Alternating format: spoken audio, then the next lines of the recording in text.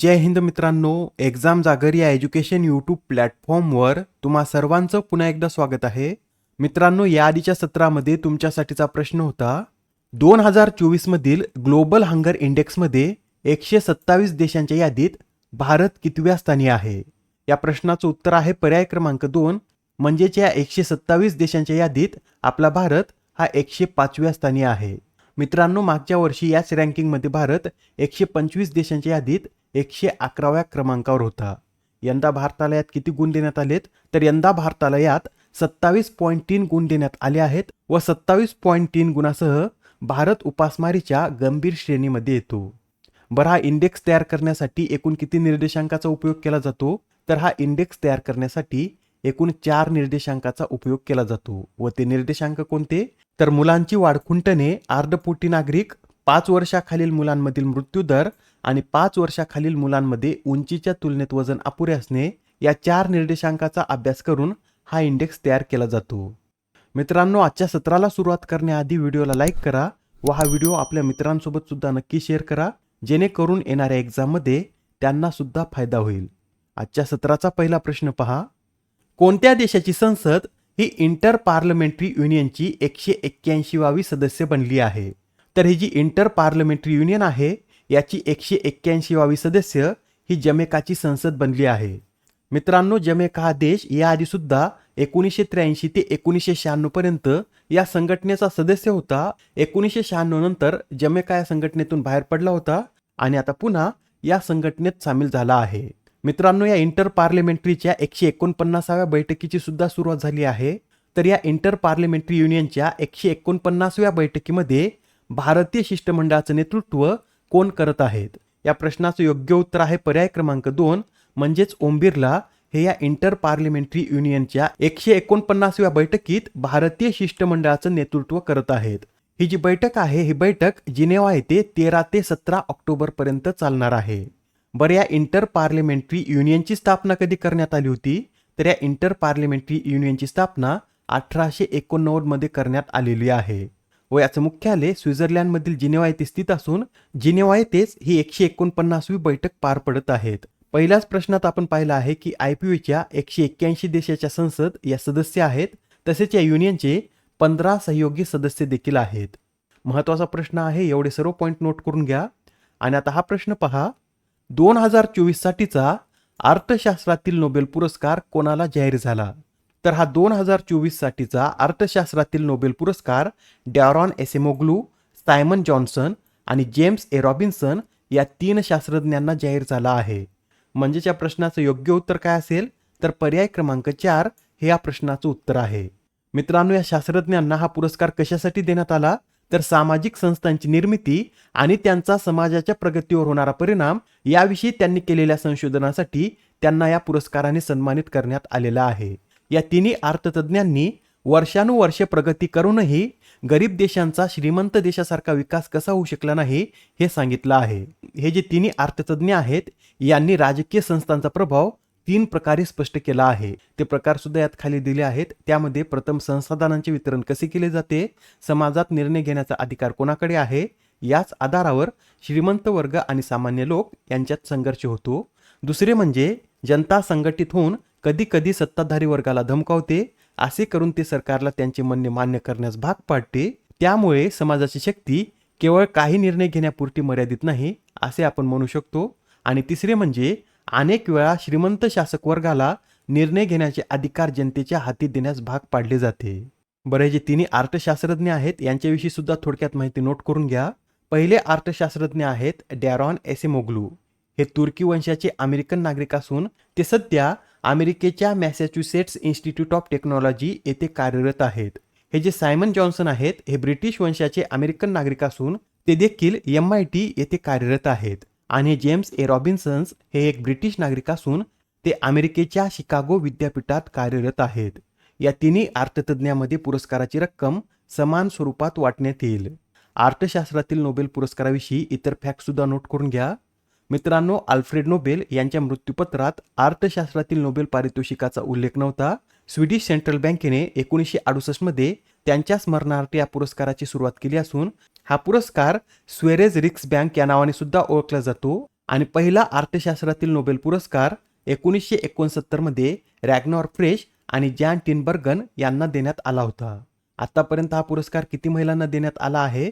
तर आतापर्यंत अर्थशास्त्रातील नोबेल पुरस्कार हा 3 महिलांना देण्यात आला आहे. त्यामध्ये प्रथम 2009 मध्ये एलिनॉर ऑस्ट्रॉम, 2019 मध्ये ॲस्टर डुफ्लो, तर 2023 साली क्लाउडिया गोल्डिन यांना या पुरस्काराने सन्मानित करण्यात आलं होतं. प्रश्न क्रमांक 4. मित्रांनो, यात आपल्याला योग्य विधान निवडायचे आहेत.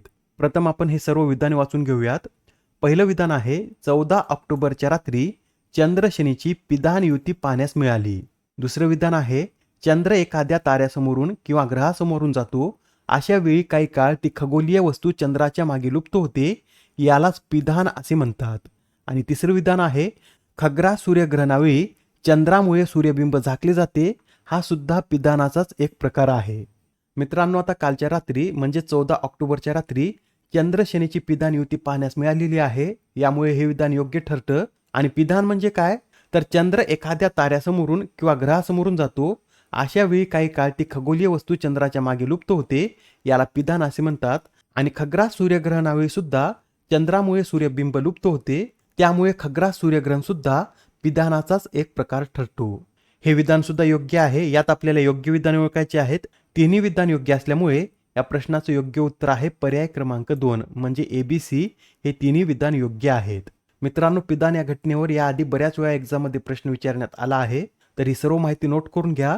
येणाऱ्या एक्झाममध्ये सुद्धा यावर आपल्याला प्रश्न विचारला जाऊ शकतो. नेक्स्ट क्वेश्चन पहा, नौदल वैद्यकीय सेवेच्या महासंचालक कोण बनले आहेत? तर आता नौदल वैद्यकीय सेवेच्या महासंचालकपदी कविता सहाय यांची नियुक्ती करण्यात आली.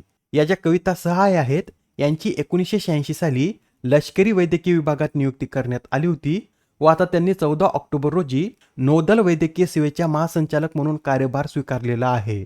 मित्रांनो, कविता सहाय यांना अमेरिकेतील संस्थेने फेलोशिप सुद्धा दिली आहे व आता त्यांना 2024 मध्येच उत्कृष्ट सेवेसाठी सन्मानित देखील करण्यात आलेला आहे. त्या महाराष्ट्रातील पुणे येथील सशस्त्र दल वैद्यकीय महाविद्यालयाच्या माजी विद्यार्थिनी आहेत. प्रश्न क्रमांक 6. राज्य मंत्रिमंडळाने महाराष्ट्र कौशल्य विद्यापीठाला कोणाचे नाव देण्याची घोषणा केली? तर आता राज्य मंत्रिमंडळाने महाराष्ट्र कौशल्य विद्यापीठाला रतन टाटा यांचे नाव देण्याची घोषणा केली आहे. याआधी मंत्रिमंडळाने उद्योग भवनाला सुद्धा रतन टाटा यांचं नाव दिलं आहे आणि महाराष्ट्र सरकारद्वारे देण्यात येणाऱ्या मागच्याच वर्षी सुरू झालेल्या उद्योग रत्न पुरस्काराला सुद्धा रतन टाटा यांचं नाव देण्यात आलं आहे. आता हा प्रश्न पहा, यात काय विचारला आहे? तर भारतीय नौसेना नौकानयन चॅम्पियनशिपचं आयोजन कोणत्या राज्यात करण्यात येणार आहे? या प्रश्नाचं योग्य उत्तर आहे पर्याय क्रमांक 4 म्हणजेच्या भारतीय नौसेना नौकानयन चॅम्पियनशिपचं आयोजन केरळ या राज्यामध्ये होणार आहे. केरळमध्ये कुठे? तर केरळमधील इंडियन नेव्हल अकादमी एजिमाला येथे 16 ते 19 ऑक्टोबर दरम्यान ही स्पर्धा पार पडणार आहे. मित्रांनो, ही जी इंडियन नेव्हल अकादमी एजिमाला आहे, ही आशियातील सर्वात मोठी नौदल अकादमी आहे. लक्षात ठेवा, इंडियन नेव्हल अकादमी एजिमाला ही आशियातील सर्वात मोठी नौदल अकादमी असून ही भारतातील कोणत्या राज्यात स्थित आहे? तर केरळ या राज्यामध्ये स्थित आहे. प्रश्न क्रमांक 8. खालीलपैकी कोणती कंपनी ही भारतातील 14वी महारत्न कंपनी बनली आहे? तर आता भारतातील 14वी महारत्न कंपनी ही HAL म्हणजेच हिंदुस्तान एरोनॉटिक्स लिमिटेड ही कंपनी बनली आहे. मित्रांनो, ही जी हिंदुस्तान एरोनॉटिक्स लिमिटेड कंपनी आहे, याची स्थापना 1940 साली उद्योगपती वालचंद हिराचंद यांनी केली होती. त्यानंतर भारताने या कंपनीची मालकी आपल्याकडे घेतली असून 1964 पर्यंत ही कंपनी हिंदुस्तान एअरक्राफ्ट या नावाने ओळखली जात असे. 1964 मध्ये या कंपनीचं नाव हिंदुस्तान एरोनॉटिक्स असं करण्यात आलं होतं. बरं मित्रांनो, भारतातील कंपन्यांना महारत्न, मिनिरत्न व नवरत्नचा दर्जा कोणाद्वारे देण्यात येतो?